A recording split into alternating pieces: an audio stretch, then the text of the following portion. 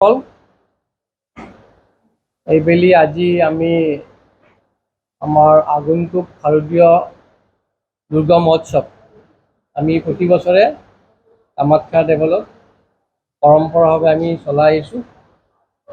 এইবেলি যিহেতুকে আমাৰ পূজাৰ তিথি অনুযায়ী কিছু সামঞ্জস্য ৰাখি আমি মন্দিৰ দেৱালয়ৰ দুৱাৰ খোলা আৰু বন্ধ কৰাৰ কিছু আমাৰ ব্যৱস্থা গ্ৰহণ কৰিছোঁ আৰু সেই উদ্দেশ্য হাতত ৰাখি যাতে এই প্ৰচাৰ মাধ্যমৰ যোগে সৰ্বসাধাৰণ ৰাইজে যাতে এই ক্ষেত্ৰত সঁহাৰি জনায় সেই উদ্দেশ্য হাতত ৰাখি আজি আমি আপোনালোকৰ ওচৰত এই গোটেইখিনি বস্তু আমি জনাই দিম। অহা 25 তাৰিখ 25/9/2024 তাৰিখৰ পৰা আমাৰ কামাখ্যা দেৱালয়ত শাৰদীয় দুৰ্গা মহোৎসৱৰ কল্পাৰম্ভ আৰম্ভ হ'ব। নৱমাদি কল্পাৰম্ভ অৰ্থাৎ সেইদিনাখনৰ পৰা আমাৰ এক পষেক জোৰা 15 দিনীয়া হিচাপত আমাৰ শাৰদীয় দুৰ্গা মহোৎসৱ আমি আৰম্ভ কৰিম। উক্ত দিনা আমাৰ যিহেতুকে আবেলি 4:39:29 যোৱাত নৱমাদি কল্পাৰম্ভ হ'ব। সেইদিনাখন আমাৰ দুপৰীয়া 2 বজাত মন্দিৰৰ দুৱাৰ আমি বন্ধ কৰিম, অৰ্থাৎ তীৰ্থযাত্ৰীৰ বাবে আমি দুৱাৰ বন্ধ কৰিম। আৰু উক্ত দিনা যিহেতুকে সময় তাকৰ আমি ৰাতিপুৱা নিত্য পূজাৰ পাছত অকল গৰ্ভগৃহৰ বাবে 2000 তীৰ্থযাত্ৰীৰ দৰ্শনৰ ব্যৱস্থা ৰাখিম। আৰু ৰাতিপুৱা 7 বজাত মন্দিৰ খোলাৰ পিছত আবেলি 4 বজালৈকে আমাৰ যিটো বাহিৰৰ পৰা প্ৰতিমূৰ্তি দৰ্শন থাকে সেই ব্যৱস্থা গ্ৰহণ কৰা হ'ব। 26 ছেপ্টেম্বৰ 26 ছেপ্টেম্বৰ পৰা 9 অক্টোবৰলৈকে অৰ্থাৎ আমাৰ দশমী পূজাৰ পৰা অমাৱস্যালৈকে ৰাতিপুৱা 8:30 বজাত মন্দিৰৰ দুৱাৰ মুকলি হ'ব আৰু দুপৰীয়া 1 বজাত দেৱীৰ ভোগ নিবেদন কৰি আমি তীৰ্থযাত্ৰীৰ আকৌ সন্ধিয়া সূৰ্য অস্তৰ লগে লগে বন্ধ কৰিম। 10 অক্টোবৰৰ দিনা অৰ্থাৎ সপ্তমী পূজা ৰাতিপুৱা 10 বজাত মন্দিৰৰ দুৱাৰ খোলা হ'ব। আবেলি সূৰ্য অস্তৰ পাছত দেৱীৰ ভোগ আৰু আৰতি সমাপন কৰা হ'ব। উক্ত দিনা কোনো ধৰণৰ ভিভিআইপি দৰ্শনৰ ব্যৱস্থা নাথাকিব। 11 অক্টোবৰ অৰ্থাৎ আমাৰ যিহেতুকে দেৱালয়ত সেইদিনাখন আমাৰ অষ্টমী আৰু নৱমী পূজা একেদিনাই আমি সমাপন কৰিব লাগিব। দিনৰ 1:30 বজাত অৰ্থাৎ 1:30 যোৱাত আবেলি তীৰ্থযাত্ৰীৰ বাবে আমি দুৱাৰ মুকলি কৰি দিম। আৰু উক্ত দিনা অকল গৰ্ভগৃহত আমি 1200 তীৰ্থযাত্ৰীক গৰ্ভগৃহত দৰ্শনৰ ব্যৱস্থা ৰাখিম। যিহেতুকে সেইদিনাখন তীৰ্থযাত্ৰীৰ সমাগম যথেষ্টখিনি হ'ব। দেৱীৰ নিত্য স্নান পৰ্বৰ পাছত আমাৰ 1 নম্বৰ গেটেৰে প্ৰতিমূৰ্তি দৰ্শন কৰিব পাৰিব আৰু 10 বজাৰ পাছত আমি 2 নম্বৰ গেটখন আমি খুলি দিম আৰু 2 নম্বৰ গেটেৰেও প্ৰতিমূৰ্তি দৰ্শন কৰিব পাৰিব। অকল গৰ্ভগৃহত আমাৰ 1200 যাত্ৰী অৰ্থাৎ জেনেৰেল যাত্ৰী আমাৰ যিখিনি থাকিব দৰ্শনাৰ্থী অকল 1200 যাত্ৰীহে আমি দৰ্শনৰ ব্যৱস্থা দিম দিনৰ 1:30 পৰা সূৰ্য অস্তলৈকে।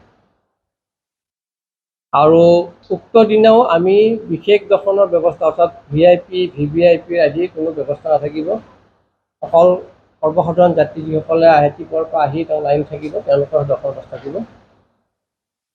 12 অক্টোবৰ অৰ্থাৎ দশমী পূজাৰ দিনাখন আমাৰ দেৱীৰ যিহেতু বহুত বহুত ধন্যবাদ সকলোকে।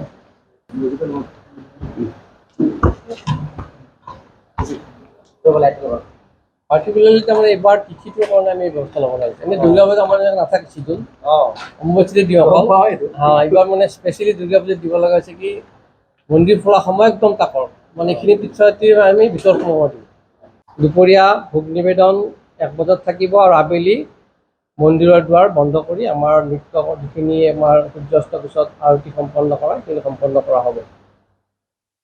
এই ব্যৱস্থাসমূহ আমি এইটো কাৰণ ৰাখিব লগা হৈছে যিহেতুকে সময়ৰ তাৰতম্য। এইবাৰ পূজা আমি যেনেধৰণে প্ৰতি বছৰে আমি ধৰক সপ্তমী পূজা, অষ্টমী পূজা, নৱমী পূজা 3 দিন আমাৰ পৰম্পৰাগতভাৱে হয়। এইবুলি যিহেতু অষ্টমী আৰু নৱমী এদিনতে সম্পন্ন কৰিব লগা হৈছে, সেইকাৰণে তিথি আৰু সময়ৰ সামঞ্জস্য ৰাখি আমি এইখিনি ব্যৱস্থা এইবাৰ গ্ৰহণ কৰিছোঁ। আপোনালোকৰ মাধ্যমৰ যোগেদি সকলোকে তীৰ্থযাত্ৰী তথা অসমবাসী, ভাৰতবৰ্ষৰ সকলো ৰাইজক জ্ঞাতাৰ্থে জনাই দিয়ে বুলি আমি আশা ৰাখিছোঁ। আৰু এই ব্যৱস্থাসমূহত সমূহ দৰ্শনাৰ্থী ৰাইজে যাতে আমাক সহায় সহযোগিতা কৰে, এইখিনিয়ে ক'ব লগা। যাতায়াতৰ ব্যৱস্থা আমাৰ ৰাতিপুৱাৰ পৰা আমাৰ মন্দিৰ খোলাৰ পিছত যিসকল তীৰ্থযাত্ৰী আহিব, যাতায়াতৰ ক্ষেত্ৰত কোনো ধৰণৰ বন্ধ বা তেনেকুৱা ব্যৱস্থা নাথাকে। যাতায়াত নিজৰ গাড়ী বা নিজৰ পৰিবহণত আহিব পাৰিব, বা আমাৰ ASTC যিবোৰ বাছ আছে বা প্ৰাইভেট ভেহিকেল যিবোৰ আছে সেইবোৰৰ ব্যৱস্থা থাকিব। কাৰণ এইটো আমাৰ অম্বুবাচী ক্ষেত্ৰতে আমি তীৰ্থযাত্ৰীৰ সমাগম বেছি হয় কাৰণে আমি মানে ভেহিকেলৰ ক্ষেত্ৰত বা আমাৰ ক্ষেত্ৰত বন্ধ ৰখাৰ ব্যৱস্থা ৰাখোঁ। কিন্তু দুৰ্গা পূজা বা অন্য তেনেধৰণৰ চিষ্টেমত আমাৰ ভেহিকেলৰ ক্ষেত্ৰত কোনো ৰেষ্ট্ৰিকশ্যন নাথাকে। হয়, আমাৰ স্পেচিয়েল ছিকিউৰিটিও থাকিব। যেনেকৈ আমাৰ প্ৰত্যেক বছৰে চলে তেনেকুৱাটো ছিকিউৰিটি পূৰা আমাৰ আছেই।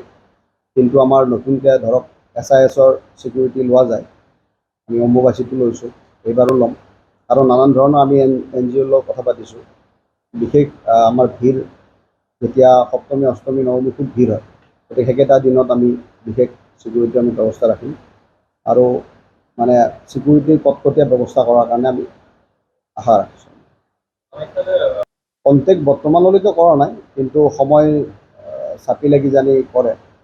আৰু যিহেতুকে অষ্টমী, নৱমী আমাৰ বিশেষ ব্যৱস্থা বন্ধই থাকিব, গতিকে আমাৰ পৰাও এইটো সংবাদ মাধ্যমেৰে আমি ৰিকুৱেষ্ট কৰিছোঁ সকলোকে যাতে VVIP লোক নাহে বা কম আহে।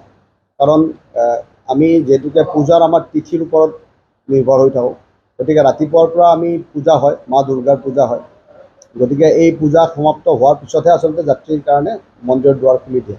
গতিকে আমি সকলোকে ৰিকুৱেষ্ট কৰিছোঁ যাতে যিবিলাক মানুহে মানে খুব সোনকালে দৰ্শন কৰিব বিচাৰে তেওঁলোক মানে নহাটোৱে ভাল। কাৰণ ইমান ভিৰত আমি পূজাও চাব লাগিব, মন্দিৰত যিখিনি গোটেই নিত্য নৈমিত্তিক কৰ্ম আছে সেইখিনিও কৰিব লাগিব। গতিকে গোটেইখিনি কৰাৰ পিছত আমি দৰ্শনৰ ব্যৱস্থাটো আমি যিহেতুকে অকল সাধাৰণ যাত্ৰীৰ কাৰণে ৰাখিম, গতিকে নাহিলে আমি খুব উপকৃত হ'ম।